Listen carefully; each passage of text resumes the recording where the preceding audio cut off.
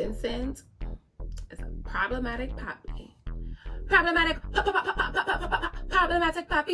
Problematic Papi.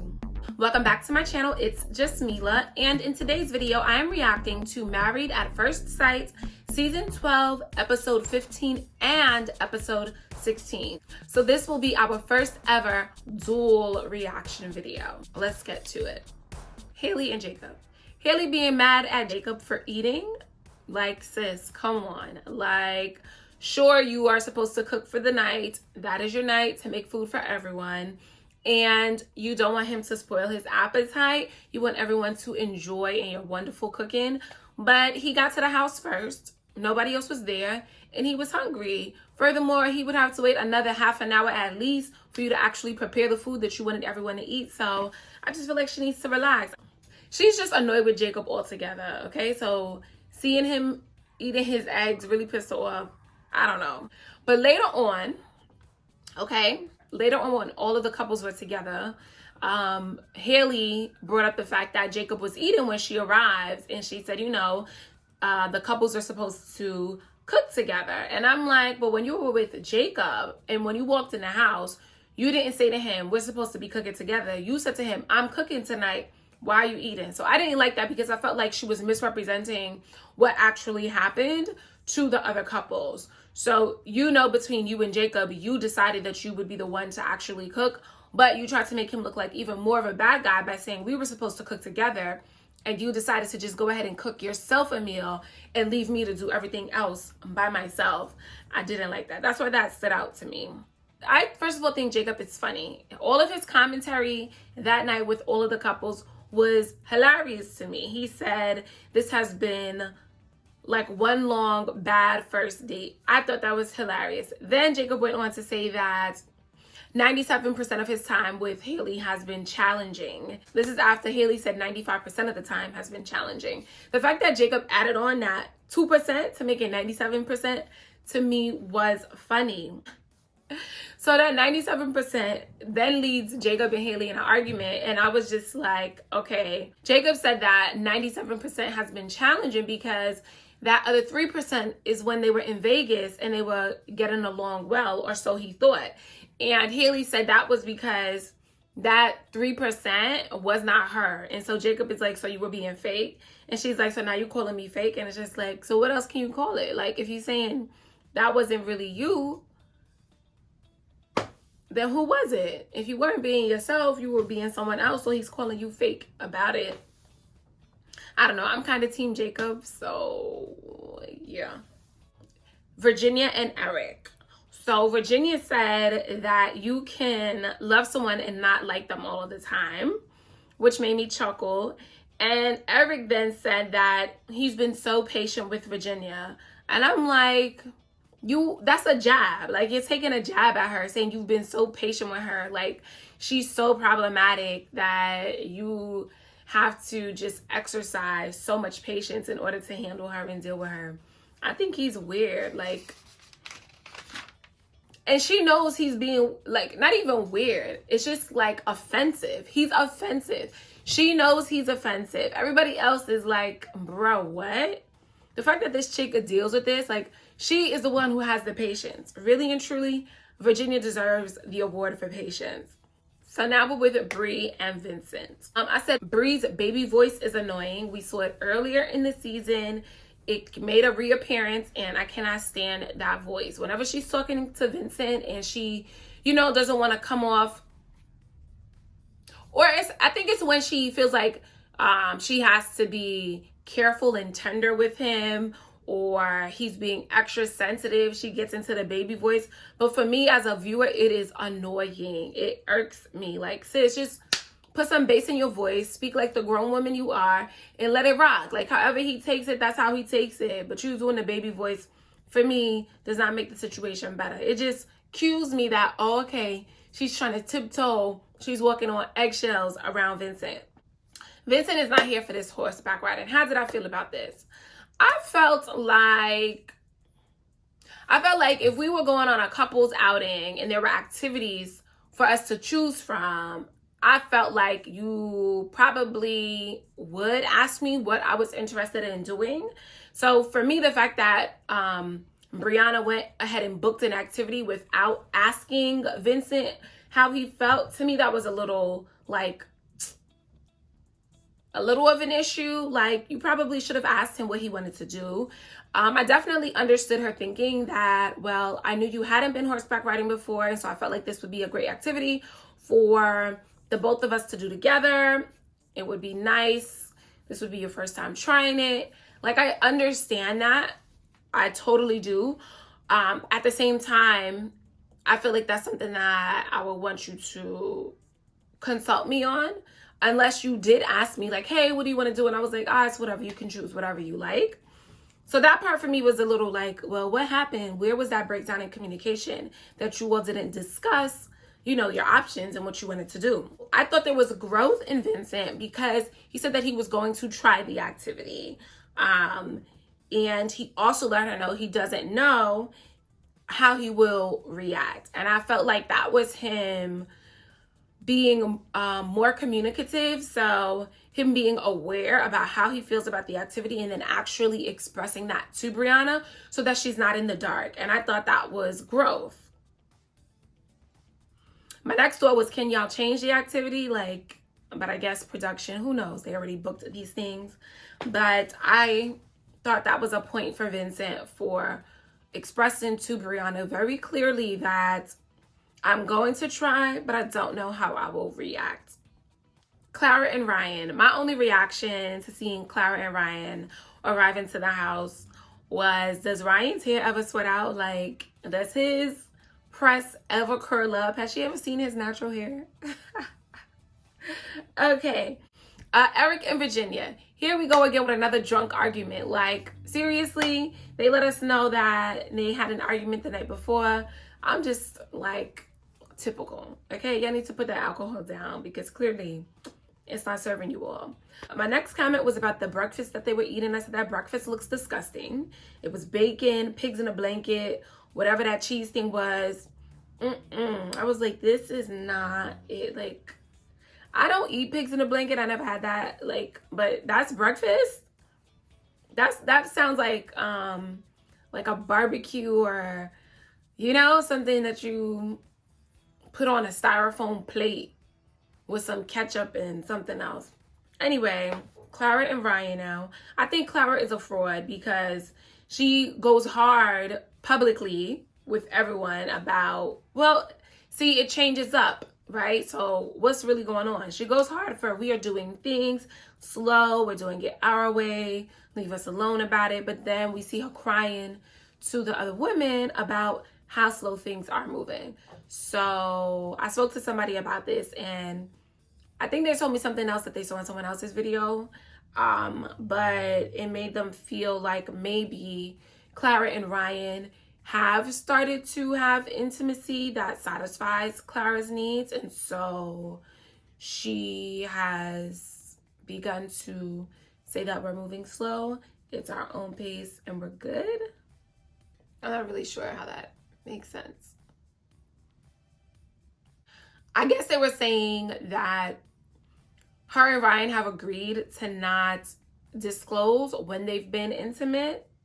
And so when she addresses that topic, she just says, we're moving slow, we're taking things at our own pace so that no one pokes and prods any further.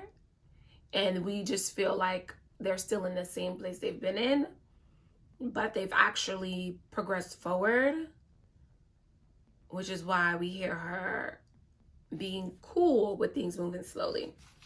That's possible. I don't know if we'll ever get that answer, if we'll get the true tea about that, but Virginia and Eric, I thought it was weird. I think it is weird that the couples keep it a secret from one another what they will say on decision day. It's like, it just seems fake to me. Like, yes, this is a television show, and yes, they do have a decision day where you have to say, I want to continue, I want to peace out. But it's like, how are you married to this person, in the house with them, sleeping in a bed with them, not in Haley and Jacob's case, but sharing all of this life with them, and then you can't even let them know how you feel about moving forward? Like, you know, I'm really not sure still. At this point, I'm leaning towards no, so that that person can address whatever questions you might still have or make the necessary adjustments. It's just weird to me that they are in the dark and keep each other in the dark about what their decision is going to be. Is that, anybody else think that's weird? Like, why they being fake with each other? Hey, Brianna and Vincent. I said that Brianna to me is annoying. Okay, I feel like Brianna, what Brianna does that annoys me is she will like debrief. She will summarize what the experience was and like have a drawn out conversation or monologue about what they've just experienced, knowing that Vincent is already annoyed, or it's like she's interviewing him about what just happened, knowing exactly how he feels about it. So she'll be like, yeah, so you know, that horseback riding, like, how did you feel? Did you enjoy it? Was it fun? You feel like you got out your comfort zone? Like, she does this summarizing, debriefing thing. And I feel like, sis, why are you putting yourself through this? Why are you putting this man through this? Like, you already know you already know how he feels. So just let it be, let it rock. I just feel like it's, not antagonizing, that's too strong of a word, but it does seem annoying. Like, why are you asking questions you already know the answer to? That's how I feel. Why are you asking questions you already know the answer to? Like, just let it go, let it breathe. But she likes to just sit on top of the issue and play in it some more. Yeah, I don't get it. Jacob and Haley. So at this point, they did the exercise that whichever experts left for them. And I was really pleased with the exercise that they did because they both said really nice things about each other. And it gave me hope that they'll make it, because I think they look nice together. I've been saying this, and I just say he just needs to stop eating steak and eggs all the time. But I think they should end up together. Really. That's the only couple that I think should end up together. Jacob and Haley. If they end up together at the end of this, I will be so happy. I will be so satisfied. Like, this would be the biggest comeback story, the biggest underdog story ever, right? From sleeping in separate bedrooms to being wed. Nice. Okay, I said Clara and Ryan. They had to write these love letters to each other, and my reaction was, Clara, are you really crying over Ryan's love letter? He didn't say anything wonderful about you. All he said to you was thank you for liking him. He didn't say anything about you like, I love how you laugh, I love your perspective, I love your outlook on life, anything. I don't get it. In her letter, she complimented him. Okay, that was a love letter. She said, I don't remember what she said, but I know she complimented him in her letter, and in his letter, all he said was thank you. Thank you for liking me. And then he said, love Ryan at the end. Like, not I love you, Ryan. Just love Ryan. I just feel like, sis, you're doing too much. Like, why are you giving him all those tears? Maybe they actually did. You know what I'm saying? Take it a step further. Okay, maybe. Haley and Jacob, I said that Haley is tit for tat, and I was glad that Jacob called her out about being itchy bae, about him eating when they arrived in the house. Then we see the couples all drinking this drink except for Jacob. And I'm like, are they drinking Kool-Aid? Like, what is that bright neon green thing that they are sipping on? It feels like camp, like when you were younger in your school, had an end of the year trip and you all went to cabins, or, you know, and so the facility provides the food for everybody and they give you Kool-Aid. That's what that was given. Okay, so at this point, they're having conversations about like next steps for the couples, and they're speaking about moving in. And Brianna and Vincent, I was just like, why do they need to move in together? Like, Vincent, you have your apartment, Brianna has her apartment. Why must y'all move in together? But then if y'all are gonna move in together, to me, the audacity of Vincent to feel like that is better for them to move into his 1-bedroom apartment versus Brianna's 2-bedroom apartment, I'm just like, y'all probably want to use that extra space because you're still getting to know each other. And as much as you like to walk off and have a fit, you probably need someplace to cool off that. I just don't understand why people feel like they need to move in with each other. Like, you could still be married and live separately. And it seems like they live really close to one another. So it's also like, y'all can relax, keep your apartments, and then once you all, you know, continue to build and you find a place that you both like that can be yours, then go ahead and move in together. I don't understand the rush. All right, Eric and Virginia. I thought it was hilarious when Virginia was like, I'm moving back home. I'm not living in his condo. And I just felt like everything Virginia is saying is making sense. Her lease is up in 4 months. I believe that's what she said. So she said, Eric, get started now looking for a tenant for your condo. You have 4 months. You already told me it's going to take a while to be able to find someone. So she said, get started now so that when my lease is up in 4 months, your place is sold or rented out and we can take the next step and move into a place of our own. She said, in the meantime, I'll be at my parents' house where there's more space, where my animals can live freely, my cats and my dogs. And Eric is up in arms about that. I don't understand why.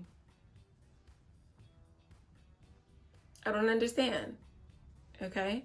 And Virginia, this whole thing about her cats, it's like, if he's allergic, he's allergic. Talking about he could take his medicine. So he's supposed to be drugged up on antihistamines. Is that what it's called? He's supposed to be drugged up all the time because of your cats? Hello, y'all gonna have to figure something else out. I also feel like Virginia is pretty with minimal makeup. Like, I don't know if it was actually on set or if it was in one of her confessionals, but she looked so pretty with less makeup on. In regards to Eric and Virginia, again, with the moving of places, I also felt like, why can't Eric rent his place? He wants her to pack up and move, but he doesn't want to do the same thing. And I think it's unfair. Like, it sounds like it's an inconvenience for him to have to pack up and move his things. It's like, okay, what do you think it is for her? An inconvenience. I thought it was weird that Jacob didn't tell Haley he was leaving.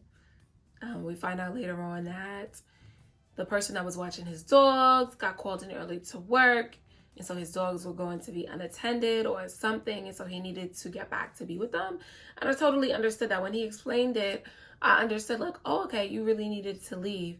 I didn't understand why he didn't shoot Haley a text before he left or knock on her door or something. Like, how you just peace out and she wakes up the next morning and is asking the other couples where her man is.